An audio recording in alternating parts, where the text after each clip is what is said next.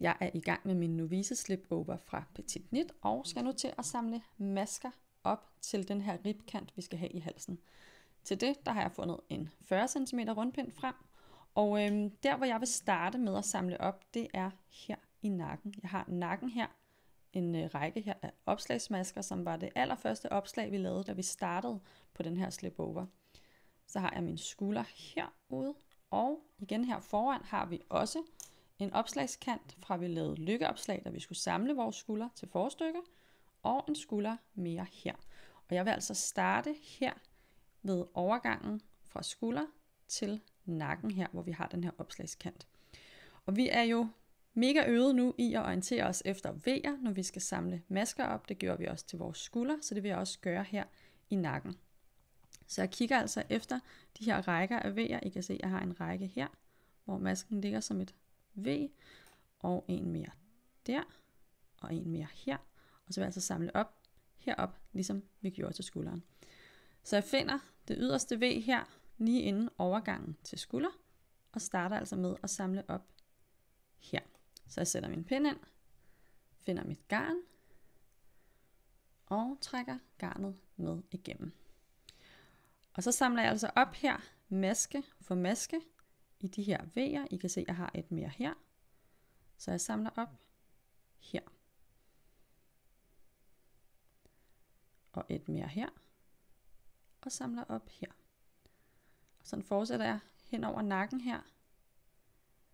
V for V. Når jeg så når hen til overgangen til mine skuldermasker her, så stopper jeg lige op en gang, fordi nu skal jeg finde den række, jeg gerne vil samle op i. Så jeg kigger på mit arbejde, finder den yderste række masker af masker, der ligger sådan fint her. I kan se, finder lige noget at pege med, at jeg har en række masker, der ligger her. Og hvis jeg går ind midt i den, så ligger der 2 tråde bagved her. Det er altså min kantmaske, der ligger herude. Og det er den række, jeg gerne vil samle op i. Så jeg kigger her og ser, hvad for en vil jeg gerne starte i.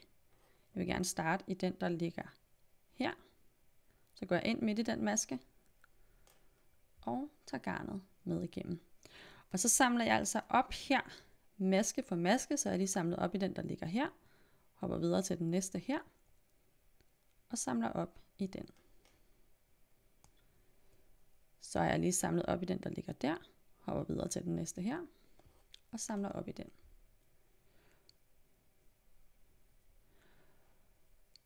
Og der vil selvfølgelig være lidt forskel på, hvor mange masker vi har rundt her i halsen, fordi at vi strikker på centimeter.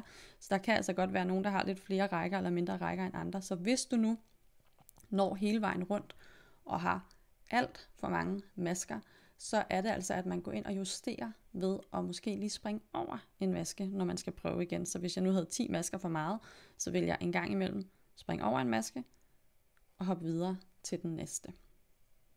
Det håber jeg ikke, jeg har, så jeg piller lige den der op igen og fortsætter maske for maske her. Når jeg så når ned til den overgang her fra mine skuldermasker til de lykkeopslag, vi lavede foran her, så stopper jeg lige igen op og går i gang med at orientere mig efter V'er. Der har jeg et her. Starter med at samle op der. Og kigger efter det næste V, der ligger her. Og samler op her. Og så samler jeg altså op V for V her i den her opslagskant, vi har foran. Og igen har jeg en overgang her fra opslagsmaskerne foran til skulder, hvor jeg lige stopper op, orienterer mig, finder rækken her, jeg gerne vil samle op i. Den er her. Går ind midt i masken her. Og fortsætter over skulderens masker, maske for maske her.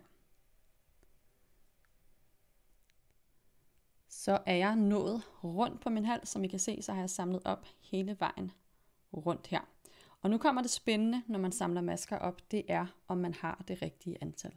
Og jeg vil lige starte med at sige, at det har jeg selv meget sjældent. Jeg må tit hive pinden ud og starte forfra og justere lidt i min opsamling. Jeg har lige talt mine masker, og jeg har 3 masker for meget. Det er ikke så meget for meget, at jeg vil starte forfra. Det er altså noget, jeg kan justere her på den første omgang rib ved at strikke 2 masker sammen 3 gange på den her omgang, så opnår jeg det rigtige antal. Hvis jeg havde mange masker for meget, så ville jeg hive min pind ud og starte forfra, og så lave det trick, jeg viste her på skulderen, hvor jeg sprang en maske over. Det vil jeg simpelthen gøre sådan jævnt fordelt på min omgang, så jeg opnår det rigtige antal opsamlede masker. Hvis jeg har for lidt masker, så vil jeg hive min pind ud, og så vil jeg få presset lidt flere opsamlede masker ind, også igen jævnt fordelt rundt i min hals her. Men hvis jeg lige skal vise, hvordan jeg vil fikse de her 3 masker for meget, så vil jeg starte her med min omgangsstart med at tage den sidste maske, jeg samlet op, og smide hen på min venstre pind. Sådan der. Så sætter jeg min markør her, og så strikker jeg den sidste opsamlede maske og den første opsamlede maske ret sammen. Og så vil jeg måske strikke 2 masker sammen igen her i nakken, og her i overgangen her fra vores opslagskant til vores skuldermasker. Man kunne også lægge en i overgangen hernede, og en i overgangen her, alt efter hvor mange masker man har. Vi skal jo strikke rib, så det er ligesom på kroppen. En ret, den har jeg lige strikket, der har strikket 2 masker sammen, og en vrang. Og så strikker jeg det antal omgange, som der står i opskriften, og så skal vi have en ombukket hals her. Så derfor så strikker jeg en omgang, hvor jeg strikker alle masker vrang, og så strikker jeg rib igen, det antal omgange, der står i opskriften, og så kigger vi lige sammen på, hvordan vi får afsluttet den her hals. Jeg er nu færdig med at strikke den her ribkant i halsen. Som I kan se, så har jeg strikket rib herop til, så har jeg strikket en pinde vrang og rib igen, så nu er halsen altså klar til at blive foldet ind, sådan her, sådan så den kommer til at ligge dobbelt. Så det jeg mangler nu, det er at få lukket de her masker af, og så mangler jeg at få strikket det her sammen, sådan så at den ligger pænt dobbelt her. Og måden jeg vil gøre det på, det er, at jeg vil hver anden maske her på pinden, vil samle en maske op hernede i den her opsamlingskant, jeg har lavet her, der er samlet op til min rib. Og grunden til, at jeg kun tager hver anden, det er fordi, at det er noget nemmere at styre, hvor man er nået til, og det bliver altså lige så fint, som hvis man tager hver maske. Jeg starter med at fjerne min markør. Den skal jeg nemlig ikke bruge mere. Og det er sådan set lige meget, om man tager sine retmasker og gør det med, eller sine vrangmasker. Men i den her video, der kommer jeg til at gøre det med mine vrangmasker. Og vi starter fuldstændig ligesom da vi lukkede masker af på kroppen, med at strikke en maske. Og så den næste en vrang, og alle mine vrangmasker vil jeg gerne have strikket sammen med en maske hernede fra. Det der så er vigtigt, det er, at jeg samler en maske op ud for den række, som den her jeg har på pinden. Og det er jo sådan, at når vi har en vrangmaske på den her side, hvis vi så vender rundt, så er det en retmaske på den anden side. Så vi skal ned og finde bunden af den her række retmasker, vi har her.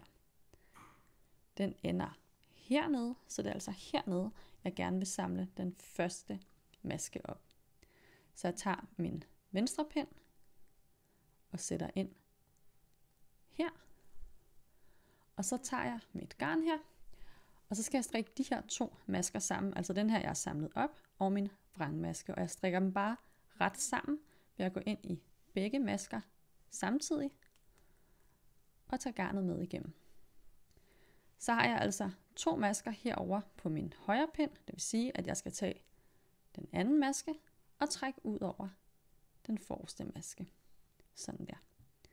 Så har jeg en ret forrest, og jeg gør jo kun det her med at samle op hernede ved hver anden, så retmasken strikker jeg bare, løfter anden maske, ud over forreste maske. Sådan der.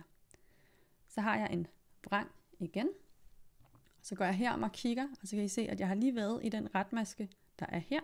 Så det er denne her, jeg er nået til. Og hvis man synes, den er lidt svær at samle op med den venstre pind, så kan man altså lige hapse den her med den højre, sådan der.